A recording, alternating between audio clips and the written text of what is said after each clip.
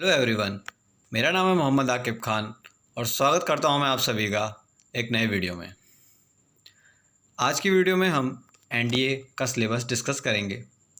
NDA ने अपना notification 9 जून को जारी कर दिया था। इसके ऊपर मैंने डिटेल वीडियो पहले ही बना चुका है। अगर आपने वो वीडियो अभी तक नहीं देखा है तो मैं आई टैब पर उसका लिंक डाल दूँगा, आप पहले उस वीडियो को जाके देखें। आज की वीडियो में हम सिलेबस डिस्कस करेंगे कि कितने टॉपिक्स और कितने सब्जेक्ट्स आते हैं और कितने मार्क्स का पेपर होता है और कितना टाइम हमें गिवन होता है। ठीक है, तो सबसे पहले हम देख लेते हैं। हमारे पास दो सब्जेक्ट हैं, मैथ्स और जनरल एबिलिटी।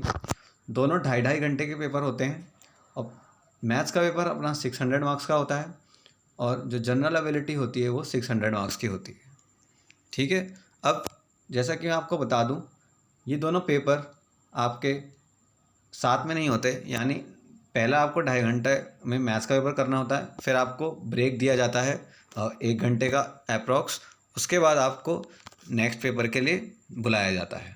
ठीक है, पेपर उसी दिन होता है लेकिन एक ब्रेक के बाद। ठीक है, बढ़ते हैं अब सिलेबस की तरफ। तो सिलेबस जैसा कि आप जानते हैं, पेपर है मैथ्स और जनरल एबिलिटी का। तो सबसे पहले हम डिस्कस कर लेते हैं मैथ्स का सिलेबस। अब बहुत से बच्चों ने अपने सीनियर्स से सुना होगा कि जो सिलेबस है वो क्लास 11th और क्लास 12th का होता है, लेकिन जब वो सिलेबस उठा के देखते हैं तो वहाँ पे कुछ उनको अननोन टर्म्स मिल जाते हैं कि अलजेब्रा, पहला टॉपिक हमें अलजेब्रा दिख जाता है। फिर हम देखते हैं मैट्रिक्स डिटरमिनेंट, चलो वो जाना पहचाना सा दिख जाता है। फिर उसके बाद नेक्स्ट हमें मिलती है ट्रिग्नोमेट्री, वो भी हमें जानी पहचानी दिखती है। फिर आता है analytical geometry of 2 and 3 dimensions. तो ऐसे टर्म्स जब आने लगते हैं, differential calculus, integral calculus and differential equations, तो वेक्टर अलजेब्रा, तो बच्चों को लगता है कि पेपर जो है वो काफ़ी हाई लेवल का आएगा। लेकिन जो टॉपिक्स हैं वो सारे इन्हीं टॉपिक्स के अंदर एम्बेडेड हैं। ये थोड़े हाई लेवल टर्म्स हैं लेकिन इसको समझते हैं। सबसे पहले हम देखते हैं कि अलजेब्रा में कौन कौन से टॉपिक आते हैं। तो अलजेब्रा में आपके टॉपिक आते हैं, सबसे पहले आता है सेट, रिलेशन और फंक्शन। ठीक है, ये टॉपिक आप 11th और 12th दोनों में पढ़ते हैं। इसके बाद हमारे पास जो अगला टॉपिक आता है वो आता है कॉम्प्लेक्स नंबर। ठीक है, कॉम्प्लेक्स नंबर भी आप 11th क्लास में पढ़ के आते हैं। ठीक है, और उसके बाद आता है आपका हार्मोनिक, जीपी, एपी, ये सब आता है, क्वाड्रेटिक इक्वेशंस। ठीक है, तो ये सब भी आप क्लास 11th में पढ़ के आते हैं। उसके बाद बात आती है परमुटेशन की, binomial theorem and its application, ये भी आप क्लास 11th में पढ़ के आते हैं।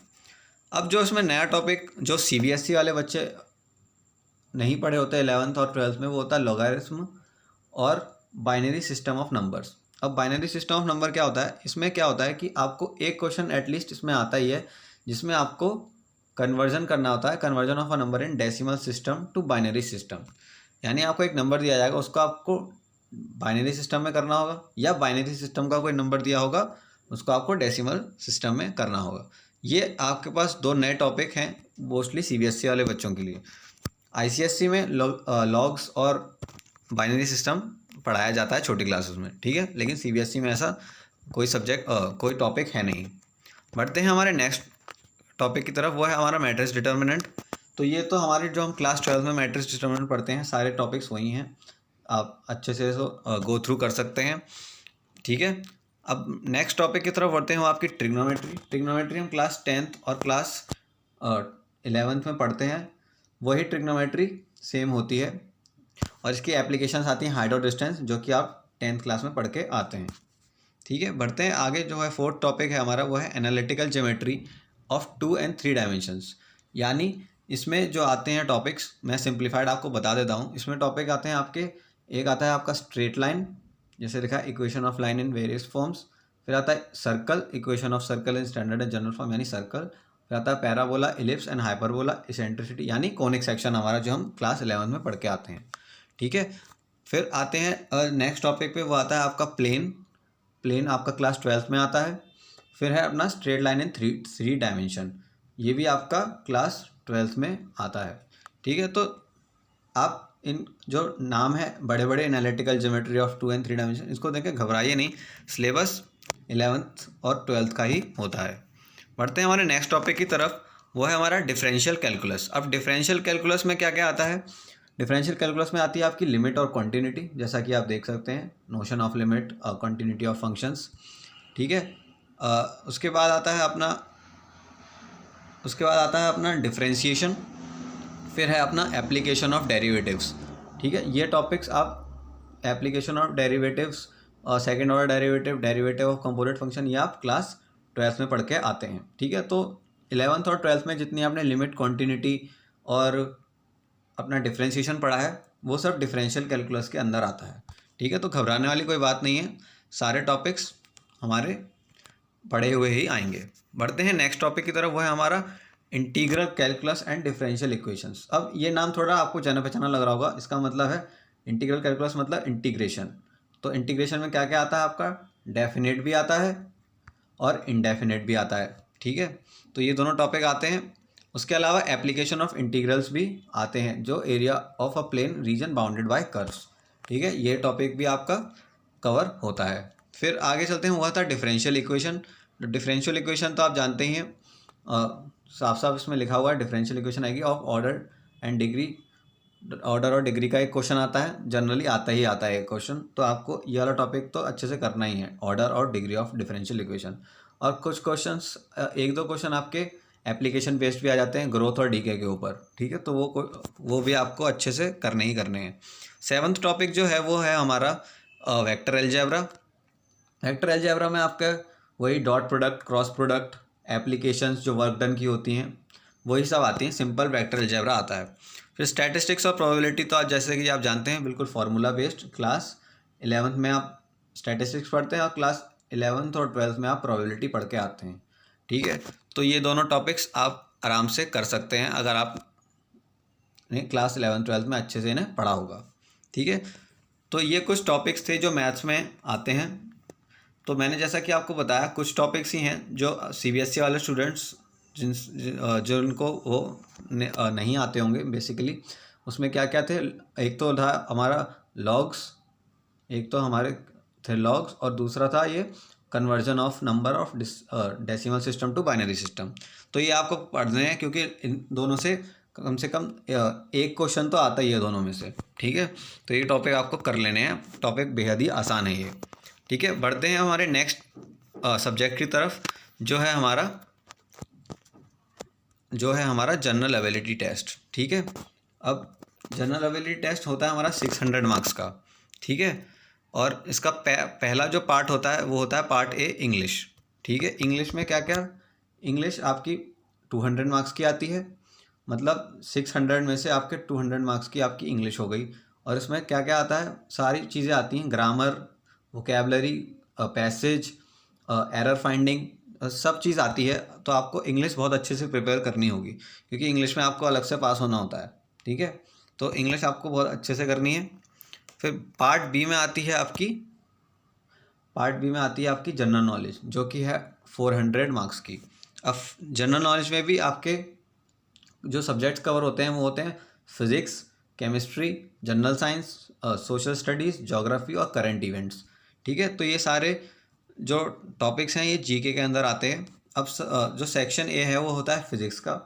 तो फिज़िक्स में जो आप 11th बेसिकली जो 9th 10th 11th और 12th में जो आपने फिज़िक्स पढ़ी है वही आती है।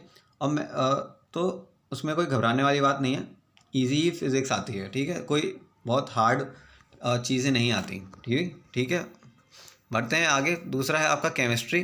केमिस्ट्री में भी सेम वही कहानी, जो आप क्लास 9 से पढ़ के आते हैं, 9 से लेके पूरा आप 12 तक जितनी आपने केमिस्ट्री पढ़ी है वो सब आपकी इसमें आती है, ठीक है। जैसा कि आप देख रहे हैं, फिजिकल और chemical change, element mixture and compounds, symbol, law of chemical combination, equivalent and molecular weight, valency, ये सब आप 9th और 10th 11th 12th ये सब मिला जुला सिलेबस है, ये आपको पेपर में देखने को मिलता है। फिर बात करते हैं जनरल साइंस की। तो जनरल साइंस तो बेहद ही आसान आती है, जो आप 9th और 10th में जो बायोलॉजी पढ़ते हैं वही आती है बस जनरल साइंस में, ठीक है। तो कोई घबराने वाली बात नहीं है। जैसा कि आप देख रहे हैं इसमें जो है पहला difference between living and non living, basis of life, cell और सेल के जो बेसिक पार्ट्स होते हैं, प्रोटोप्लाज्म, टिश्यूज़, इनसे बहुत क्वेश्चन पूछे जाते हैं। तो आप बेसिकली कम से कम ये टॉपिक तो आप सेल वाला आप कर ही लीजिए। जो सेल के जो सारे जो पार्ट्स होते हैं, माइटोकॉन्ड्रिया, न्यूक्लियस, इन सब के बारे में अच्छे से पढ़ेंगे तो आप 1-2 नंबर तो अपने जनरल साइंस में पक्के कर ही लेंगे। ठीक है, बढ़ते हैं आगे सेक्शन डी की तरफ। तो सेक्शन डी में आती है हिस्ट्री फ्रीडम मूवमेंट। ठीक है, तो आपकी हिस्ट्री जितनी आपने क्लास 9 से लेके क्लास 10 तक पढ़ी है वो हिस्ट्री सारी आती है। ठीक है, थोड़ी एक्स्ट्रा हिस्ट्री पढ़ने के लिए आप किसी जो जनरल नॉलेज की बुक होती है वो उसका हेल्प ले सकते हैं। बुक्स के ऊपर क्या क्या आपको बुक्स लेनी चाहिए एनडीए की प्रिपरेशन के लिए, वो वीडियो नेक्स्ट होने वाली है, तो प्लीज़ चैनल को सब्सक्राइब तब तक कर दीजिएगा। ठीक है, अगले बढ़ते हैं अगले टॉपिक की तरफ। वो है हमारा ज्योग्राफी। ठीक है, जो ज्योग्राफी में आपकी वही सेम कहानी जो आप 9th और 10th में ज्योग्राफी पढ़ते हैं वही सेम आपको पढ़ लेनी है एनसीईआरटी से लाइन बाय लाइन। अगर आपके पास एनसीईआरटी नहीं है तो आप कोई भी जीके की बुक उठा सकते हैं और वहाँ से मेन जो टॉपिक्स हैं जीके की बुक से वो आप पढ़ सकते हैं सिलेबस को देख के। जैसा ओरिजिन ऑफ अर्थ हुआ, रॉक्स एंड क्लासिफिकेशन। रॉक्स के ऊपर एक क्वेश्चन ज़रूर आता है। ठीक है, अगर आपको क्वेश्चंस और कोई डाउट है तो वो आप कमेंट सेक्शन में पूछिए कि तो मैं उसके लिए अलग से भी एक वीडियो बना दूंगा। ठीक है, बढ़ते हैं नेक्स्ट आता है करंट इवेंट्स। करंट इवेंट से भी 5-6 क्वेश्चन आपके आते ही आते हैं। ठीक है, तो करंट इवेंट्स आप पढ़ के जाइए जो लेटेस्ट पिछले 6 महीने में जो घटनाएं घटी हैं या मैं कहूँ पिछले 1 साल में जितनी घटनाएं घटी हैं वो अगर आप पढ़ के जाएंगे तो आप आराम से करंट इवेंट्स का पोर्शन क्लियर कर सकते हैं। अब बात आती है कितने वेटेज होता है। तो सेक्शन ए जो हमारा होता है वो होती है फिज़िक्स, और बी जो होता है हमारा होती है केमिस्ट्री, फिर सी जो है वो हमारा होता है जनरल साइंस। ठीक है, तो इसमें जो परसेंटेज है वो 25, 15, 10, 20, 20 और 10। ठीक है, तो इस तरीके का वेटेज होता है, तो उसके अकॉर्डिंग हमें तैयारी करनी है। यानी हमें फिज़िक्स में ज़्यादा मेहनत करनी है क्योंकि उसमें 25% मार्क्स हमें मिलेंगे। ठीक है, और सबसे जो लोएस्ट है वो है करंट इवेंट्स और जनरल साइंस, यानी बायोलॉजी और करंट इवेंट्स में आपको थोड़े रिलैक्सेशन दिया गया है। बाकी ज्योग्राफी और हिस्ट्री भी आपको अच्छे से कर लेनी है क्योंकि इसमें 20% वेटेज आपको मिल रहा है।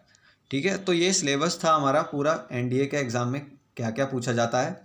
ठीक है, अगली वीडियो जो होगी वो हम इसके बुक्स के ऊपर बनाएंगे कि कौन कौन सी बुक्स आपको प्रेफर करनी चाहिए, कौन कौन सी बुक्स मैंने प्रेफर करी थी जिनकी वजह से मैंने एनडीए का एग्ज़ाम क्वालिफाई किया था। ठीक है, तो वो वीडियो हम जो वीडियो है वो नेक्स्ट होगी बुक्स के ऊपर। ठीक है, तब तक के लिए अगर आपने चैनल को अभी तक वीडियो देखी है तो प्लीज़ चैनल को सब्सक्राइब कीजिए, वीडियो को लाइक कीजिए और अपने एक दोस्त के साथ शेयर कीजिए जो डिफेंस की तैयारी कर रहा हो। Thank you.